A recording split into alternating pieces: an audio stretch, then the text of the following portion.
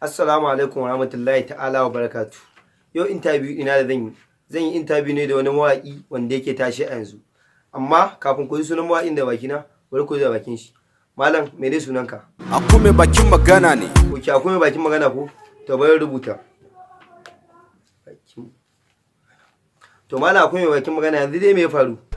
Zuwa na yi mu tattauna, saboda so nake yi mu fuskanci juna. Fuskantar juna. Bayan fuskantar juna da muka yi tun ɗaza a waya. Don na ga yan ƙasa ta musamman yankina, an nema na abun da ake kira yankan kauna. To Malam Akume bakin magana, na ji kana magana ƙasar ka kuma yankin ka.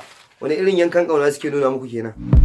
Ba ganin darajar mawaki. Gaskiya ne, ni ma na so ne da wannan maganar taka. Na san wasu yin sun gan mu sai su yi doki, amma da ciwo kaga wasu sun gan mu su yi saki.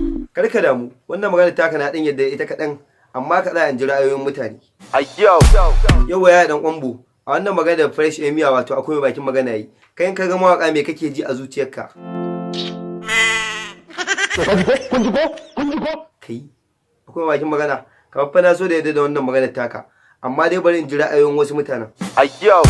Yau Mustapha na Baska, a wannan maganar da fresh emia yayi wato Akume bakin magana, akan ana ganin su ana tsaki, wasu kuma su yi doki. Ko a lokacin da kuka ga mawaka me kuke ji a zuciyarku?